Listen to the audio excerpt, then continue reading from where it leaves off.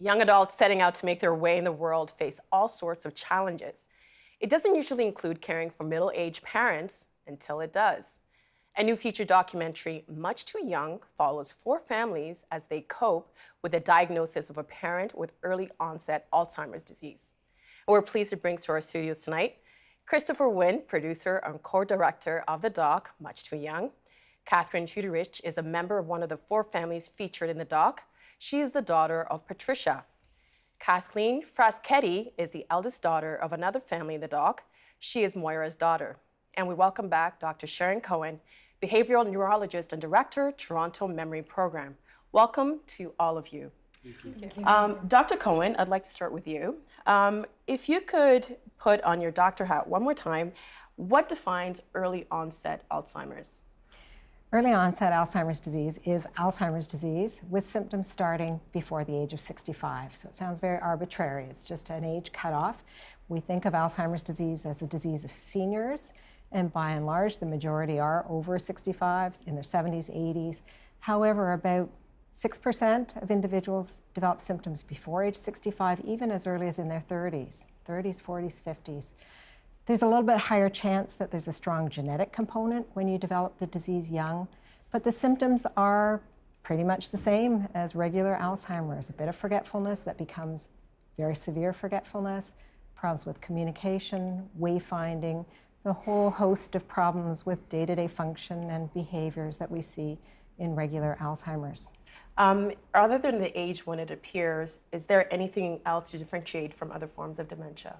Well, the genetic component, as I mentioned, a certain proportion of people with early onset Alzheimer's will have a gene mutation causing the disease, but that is quite rare. And the major differentiating point is not so much what's going on in the brain, but how it interacts with the age of the individual and the family dynamics. So people are at the beginning or midpoint in their career. They may have a lot of responsibilities, engineers, doctors, lawyers, supporting their family, often young children at home or school age, university age children at home, who then are not yet established in their own careers and don't have experience with caregiving necessarily, don't have children of their own, and are faced with a responsibility they weren't counting on this early in life. And people are faced with loss of job. They're faced with, as a young person developing Alzheimer's disease, a disbelief that this could be Alzheimer's and therefore a delayed diagnosis. So even though early diagnosis is key to get and in regular older age Alzheimer's, diagnosis is often delayed, and even more so. It's hard to get the attention of a doctor, get someone to take you seriously when you're 35, 40, 50, and you have these symptoms, and people think, oh, you're just not trying, you're lazy, there's marital problems, there's, whatever excuse you can come up with, psychiatric problem. So there's a delay in diagnosis, and once the diagnosis is finally made, services are not really as plentiful, and they're scarce enough for our seniors. So it's not a competition, it's a problem, but at different ages, the problem may be more acute. There aren't a lot of activity programs or social services that are really that appealing to younger people. A man in his 50s or early 60s doesn't necessarily want to go to a day activity program where there are a lot of gray-haired people sitting around in a sing-song. It's not a good fit. We're going to, I think when you watch the documentary, it touches on a lot of the things that you're talking about. Christopher, the documentary itself features several families with loved ones who have been diagnosed with early onset Alzheimer's disease. Why was this story important for you to tell? Well, it was important on a number of levels. First of all, my father actually had early onset Alzheimer's disease. He was diagnosed when he was 57, but this is going back about 10 years ago. Along with my mother and my brother and sister, we helped look after him. Now, I wasn't as young as the people in this documentary. I was in my early 30s, but it definitely affected me. There were certain things in my life I had to put on hold, work, my social life. And after I went through everything, and actually after my father had passed away, I ended up becoming an advocate and speaking at different chapters of the Alzheimer's Society right across Canada. And I realized that there were younger families out there. Younger than you were. Younger than mine, and that this story needed to be told because I had heard the same story about Alzheimer's over and over, and that was usually somebody over 65. And I thought we really need to start looking at this disease from a different angle. So that was my first idea was to create this film and focus on the younger caregivers. And as well, different people from different chapters of the Alzheimer's Society has said to me, we need to educate a younger demographic. And a younger demographic is not very likely to watch a documentary about somebody in their 80s or 90s that has this disease. However, they'd be more inclined or more interested in watching a film that has somebody their own age, someone in their 20s or even a teenager. The documentary, there's a lot of personal details. It's very intimate. What was it like trying to get people to participate in the documentary? It definitely took some time. From the first time I had the idea, meeting with different people at the Alzheimer's Society, meeting with some families, talking to them. But because I had been through it myself, and I told families I'd been through it, or I showed them actually some film that I had made about my father, that they became a little bit more interested in me and in the crew and stuff. And so it was a long process.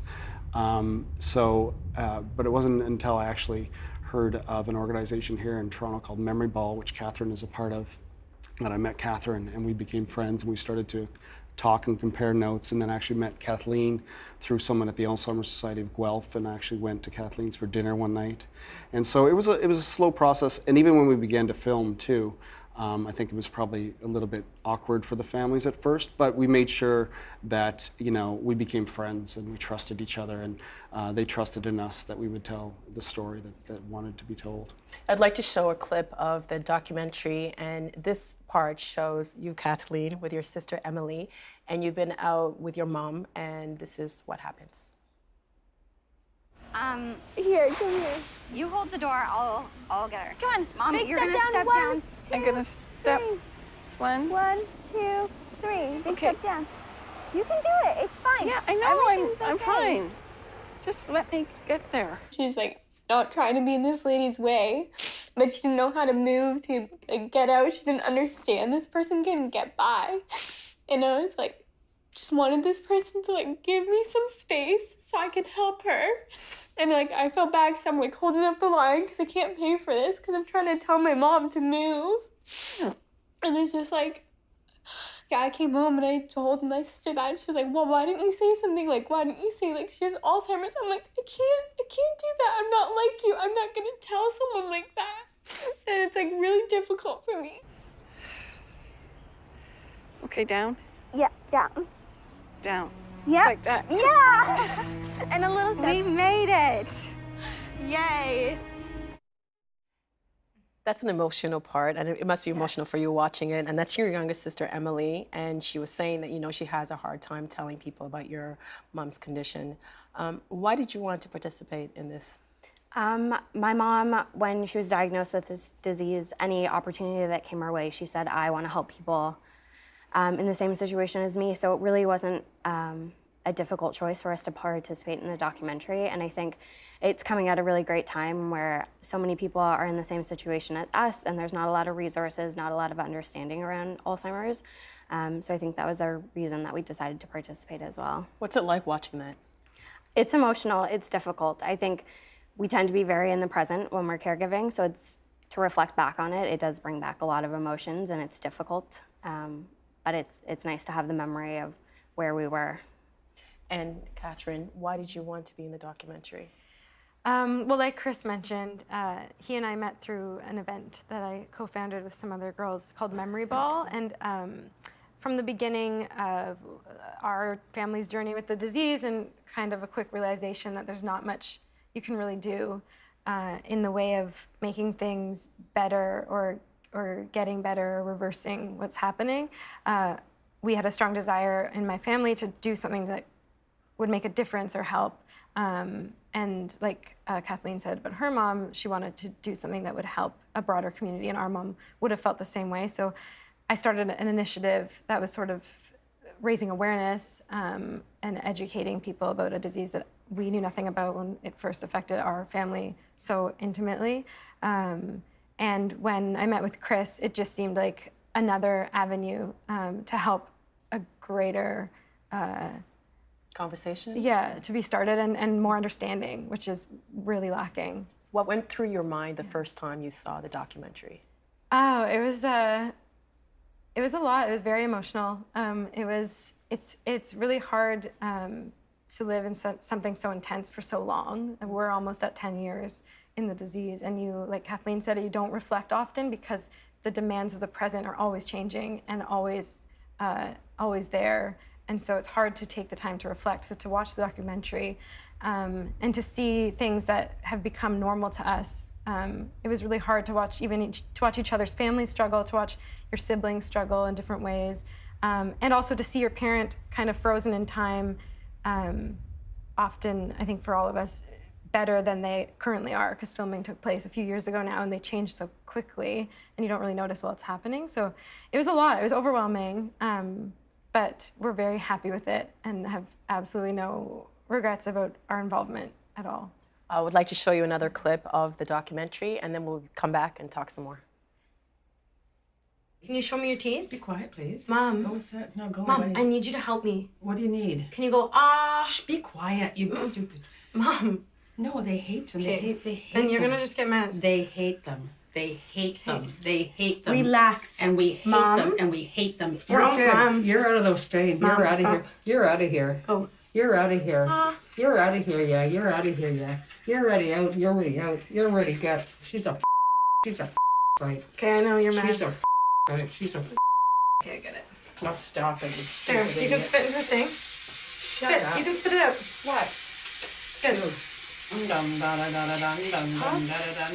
You spit all over me. No, they Yes. didn't, did they? You did. They did? That was You terrible. spit all over my shirt. Oh no, that was, oh no, what happened? You put toothpaste on me. What happened? What? You? You were pretty. You were so pretty. There's a lot of emotion there from one side to the other side. How has this illness changed your relationship with your mother?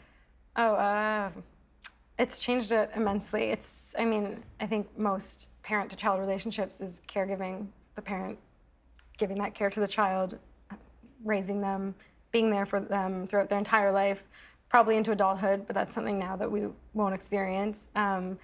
It just totally reversed that aspect of a mother-child relationship, where the care very quickly was coming from myself and my brothers back to our mom. And it was so obvious that we kind of jumped into being there for her, but it was a very hard shift to take on when we ourselves still needed certain guidance and answers and needed our mom for things that we just didn't have her there for anymore. And you showed such kindness in that clip. I could feel the stress of the situation.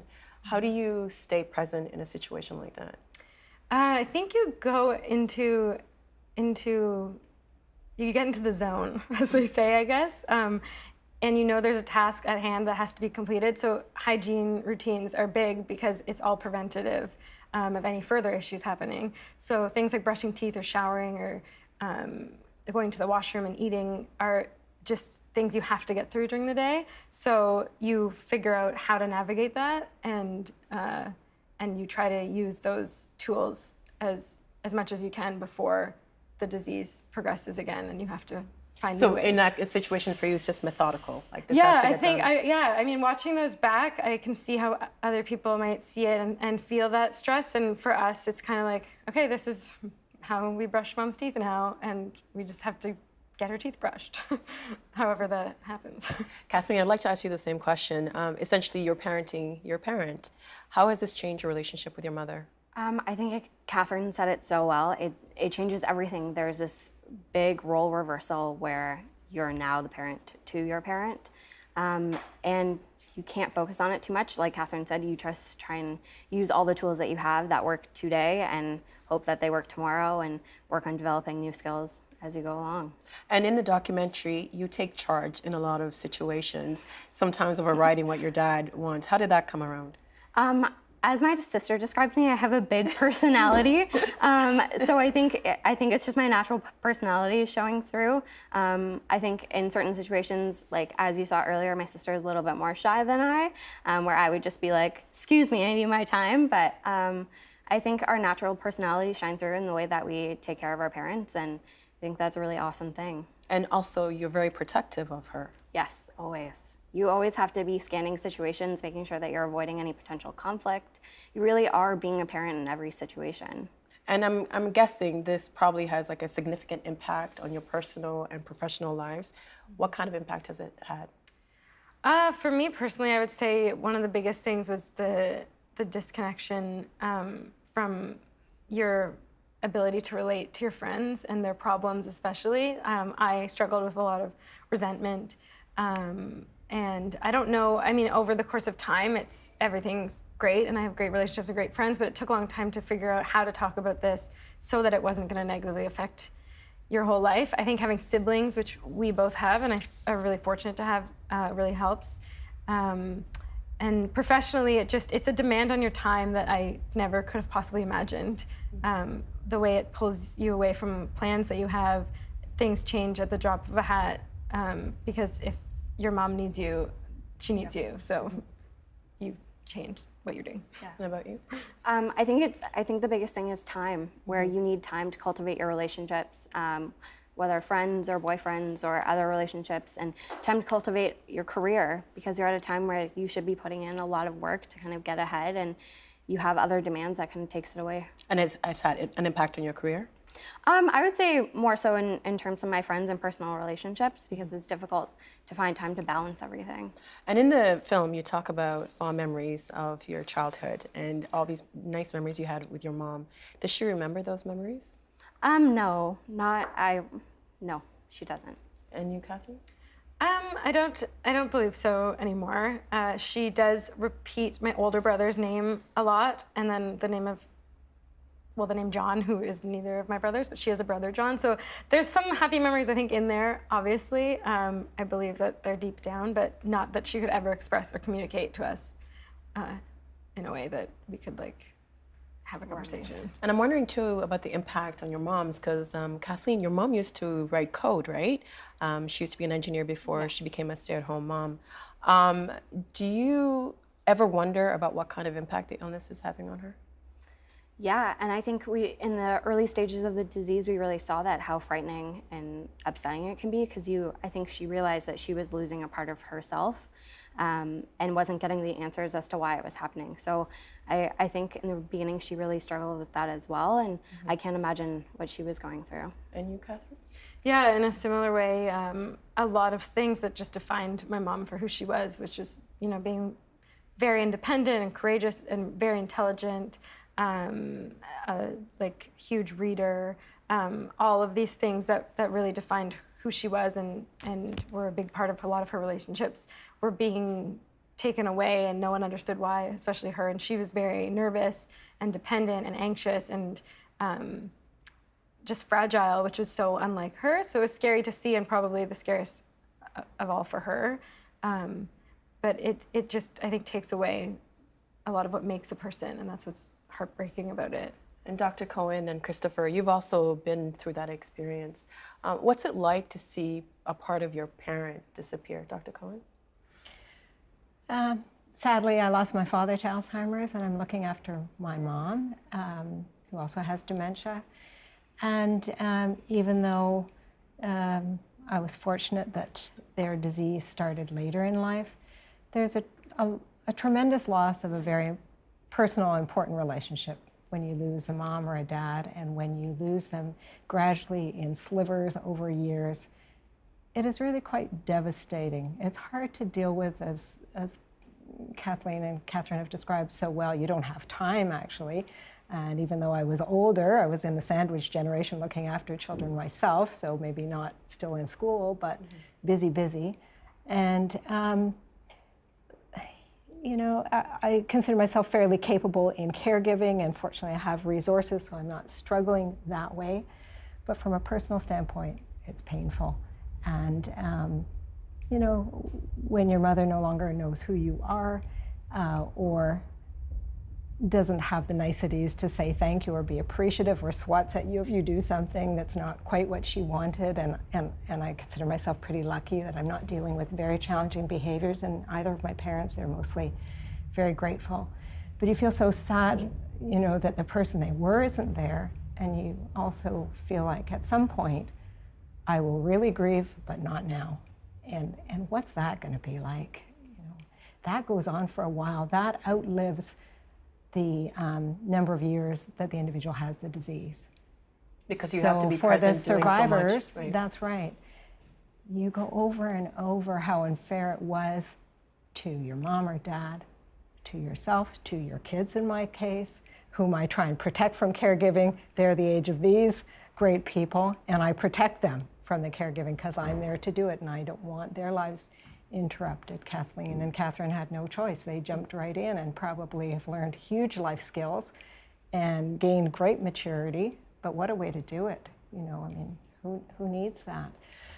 You do become, or at least there's the potential to become, a better, kinder, more empathic, empathetic person, and I'm grateful for that. But there's a lot of pain, and it stays with you. There's a lot of gratitude also for what you have, and I saw that in the movie with with several of the families saying, okay, we still have mom, you know, let's not act like she's gone.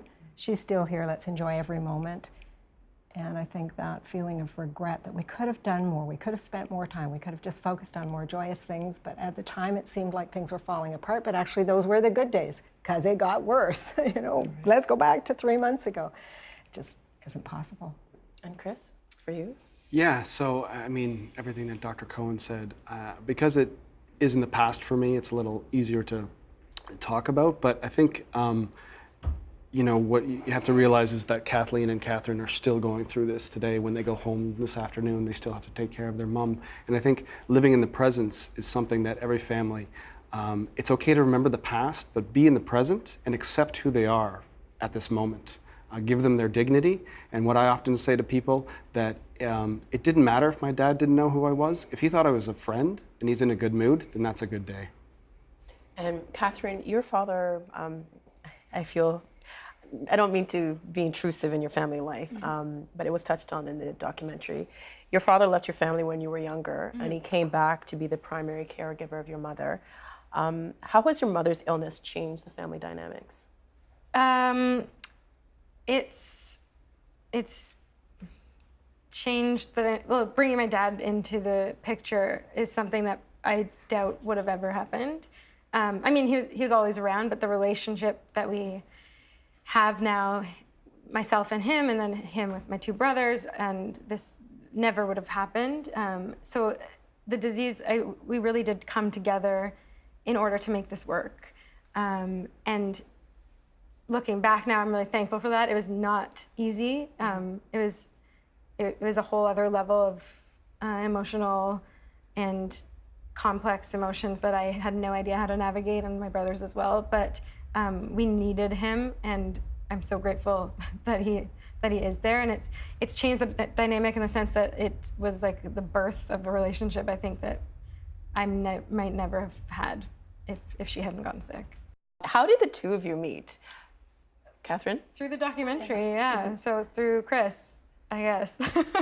And then we met for the first time at Memory Ball, which is that event that happens. We're going to talk about Memory Ball. Oh, okay. So Kathleen and her siblings came and met myself and my brothers for the first time there, which was really nice. And then she and I have a great friendship out of this, and we get along really well. Not just because our moms are sick, but yeah. So we've gotten something great out of this as well. Yeah. I mean, the initials and the age, meeting like this. What does this relationship mean to you? It means honestly so much. Katherine was actually the first person I met who had a parent with Alzheimer's. So it's very special that we have this friendship, because she's actually still the only person I know with a parent with Alzheimer's. So it's really nice to know that someone so close to me is experiencing the same thing and really understands all of the struggles and challenges that I have. And Christopher, are there support groups for young caregivers? There aren't a lot. There are some, I believe, but it's hard for I think it's, Dr. Cohen could talk about this as well. It's hard for any family to come forward to say they have Alzheimer's. I think it's hard for younger families. Therefore, it's very hard for, younger caregivers to talk to their friends, as we've heard already. So to go and join a support group, I feel that support groups might have a bit of a stigma behind them. You have to come into a room full of strangers and tell people your story. Now, I know Katherine and I have talked about this before, and there are support groups that you could go to, and I've been to them before, but if you're going to sit in a room with a bunch of people who are in their 50s or 60s, you don't have very much in common. Exactly. That's one of the main problems. So I think there is a movement, and hopefully with Much Too Young, there'll be more people talking about it, more organizations saying we should try to have support groups for younger kids, but I don't know how that would look and how, how children might be more interested in going to a support group. They definitely need support. It's just, what does that look like? And Katherine and Kathleen are not even the youngest in the documentary. No. Are there support groups for, she was 13, right? Aurelia was 13. She's 14 now, but yeah, she was 13 when we made the film. Are there support groups for kids that age, or? They have different, I know there's support groups for young caregivers in general. I've heard of a few of those, but not specifically for Alzheimer's dementia. And what do your moms do? Is there a support group for them? What do they do during the day? We weren't fortunate enough to find any sort of day program that ever worked for her, and she was very aware during the time that we were trying to find something like that she didn't fit in. And she was very, very upset and angry that we even thought of having her attend one of these. So she's been at home the whole time. We've been really fortunate in having people from our community that help, finding private companies who offer companionship and that type of thing. And then she's one of 5 kids, so she has siblings, and then my brothers and myself, and there's a lot of people that can step in. And for that, because of that, we are in a pretty good spot. Was your mom able to say why she didn't want to go to a support group? She knew that she didn't belong there, and she was, at that time, still able to express that she was kind of in denial about her disease. Yeah, because of the age. And when we walked in, there's a bunch of people who I guess I would assume were over the age of 70, and they were stretching their fingers and stretching their hands on a chair and standing up and sitting down. And meanwhile, she's like a physically able and quite fit 54-year-old at that time. So it just wasn't the right space. They were playing music from a different generation. It just wasn't an environment that she would feel comfortable in. And Kathleen, in the documentary, you see your mom going to a group. Yeah, so at the present time, my mom goes to a day program, which is mostly targeted towards seniors, but in her early stages, she did attend a support group for early onset Alzheimer's. I think it was about 7 of them, and I think she really appreciated the companionship and friendship of knowing that other people were in the same situation. So she liked it? Yeah, she loved it. We've mentioned the name a couple of times. Chris, what is the memory ball? Well, Katherine can probably explain a little bit better than I can, but over my years as being an advocate and being to different organizations, I'd never actually been to an event like Memory Ball because, again, I had been to a lot of events that people were 50 plus. So when I first met Katherine, they had invited me to Memory Ball about 3 years ago, and it was just great to see a group of younger people learning about the disease, raising money. So it's an organization here in Toronto that has an annual event, an annual evening where they raise money for the Alzheimer's Society. But they do a lot more than that with education and awareness, and it was just great to see these younger people coming together to do that. Why is it important to you, the Memory Ball? I think the biggest reason was meeting some of the girls I met through it. So in particular, a girl, Carolyn Poirier, whose mother is also sick, and she was one of the first people I met who had a parent with Alzheimer's. And it was just an opportunity for us, feeling all misunderstood and alone, to tell our friends about what we were going through and educate them on something that probably was only going to become more and more common in our age group with our aging parents, even though they're all middle-aged. But it was just, the most important part of it is educating people so that there's a broader understanding that this is happening. And Dr. Cohen, you were also involved in the documentary. Yes. How so? My role was to try and make some medical sense out of behaviors that seemed so baffling. You know, how brushing one's teeth could be so challenging, or lying down on the bed could be so frightening.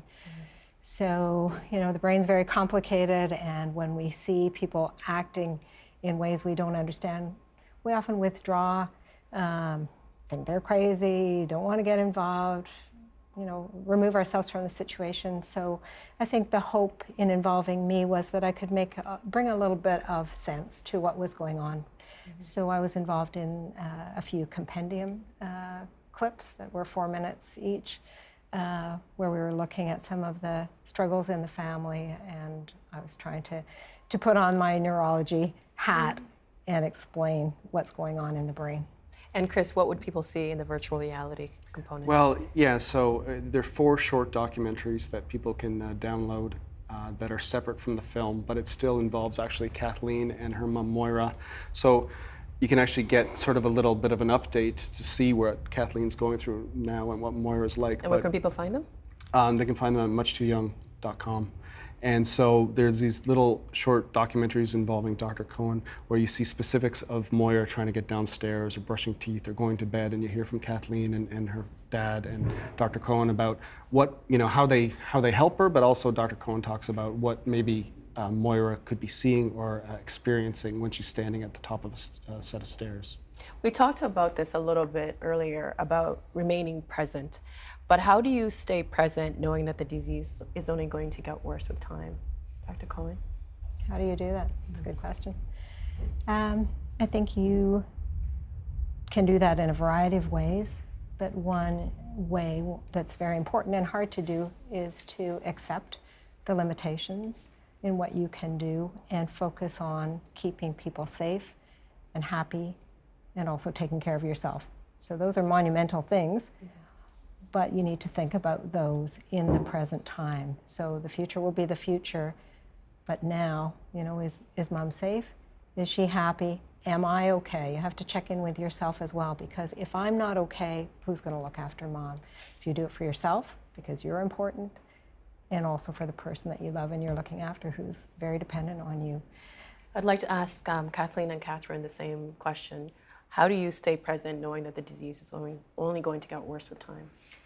I guess that's maybe one of the positive, I'm hesitant to use the word positive, but one of the positive things about how long this lasts is the fact that you can start to understand that when things felt so terrible 1 year in and like your whole entire world was falling apart, like you had mentioned, you look back on that even 6 months later and you wish for that time and you wish things could have just stayed there even though it seemed so awful then. So I think if you can allow yourself to start accepting things and start seeing the fact that it's only going to keep declining and progressing, that you can try and find those moments in the day to really hold on to and make the most of, because it takes a long time. I don't think you ever lose, I heard this saying somewhere that hope dies last, and I don't think you ever lose hope that things might get better, but you do realize that just from what you're experiencing yourself firsthand, that it's not looking great. So you might as well try as hard as you can to make the most of everything.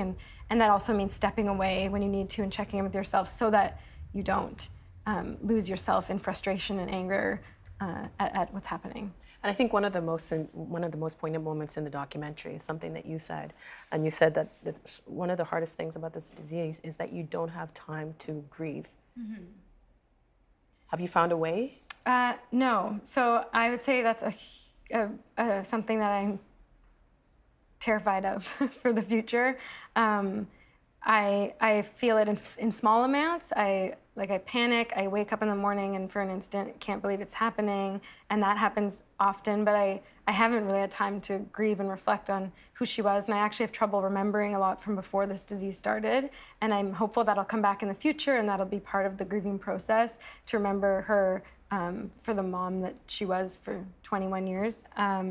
But I would say I haven't really found the time to grieve. Like I try to be aware of my emotions and be healthy in expressing them. But there isn't much time to do that when there's so much in the present that the mom of today needs you for. Right. Yeah. If I can just say, experiencing losses, consecutive losses, is very painful. It's not the same as grieving that someone's passed away. And you feel that's coming, it's coming, but to start grieving that you've really lost mom, that she's not here, and she's very much here. She's a different mom, but she's here. It's almost disrespectful. You don't want to allow yourself the opportunity to feel that mom's gone, because There are things that have to go on when she's really gone that you can't really let enter the situation now. So it's a real juggling act. Yeah, the loss is painful. She doesn't behave like mom. She doesn't react like mom. She can't do the things that we loved her to do or want her to do. So you feel the losses, but the grieving's going to come later. And I think it's another thing that we have to accept, that we can't do it all now. We're trying to be so perfect as caregivers, including doing some grieving. Well, you know, that's going to happen later. And it's not going to be easy. Kathleen, I wanted to ask you the same question about how do you stay present knowing it's only going to get worse? I think it's really just about appreciating who your mom or parent is today. I think seeing anything outside of that is too overwhelming at times, that and you don't want to look back 3 months ago and be like, wow, she was so great then. You want to remember that moment and really appreciate it for what it was. And I think too, there's probably like a level of like, you don't want to jinx anything, right? Yeah. Before we get into the documentary, Much Too Young, Katherine and Kathleen, how are your moms today? My mom is very happy. She's in, her reality is sort of separate from ours, but she's happy most of the time. She's at home still. She's, I would say, quite easy to deal with in comparison to some stories that you hear about how this disease can take its course. She's just content and in a safe place and in a comfortable place. And it's sad for us that she might not recognize us anymore, but right now it's just keeping her happy and healthy, and I would say that we're doing that. And so I think right now it's really the best that it can be. And Kathleen? My mom's good. Different than what you'll see in the film, but there are still parts of her that are very much alive, like her feisty spirit and her generosity and loving nature. She is a bit combative and aggressive at times, but she is still cooperative and the same mom that she used to be, just in a different way. And Chris, I wanted to give you the last question. You made a documentary about your dad and doing a documentary on these other families. What have you learned in the process? I've learned that one story about Alzheimer's is really only one story. And just because you watch a Hollywood movie about Alzheimer's dementia doesn't mean you know what Alzheimer's dementia is. So I always tell people that you have to learn, the reason that we had 4 families in Much Too Young is to do that, is to tell 4 different stories, because it affects everybody differently and everyone's journey is differently. So to really understand the disease, you have to, learn a bunch of different things about it and, watch films, read books, really. But to be honest, really the only way you'll understand it is through living through it. Chris, Kathleen, Katherine, and Dr. Cohen, thank you so much for being here. Thank you. And sharing parts of you, and we really appreciate your insights. Thank you. Help TVO create a better world through the power of learning. Visit TVO.org and make a tax-deductible donation today.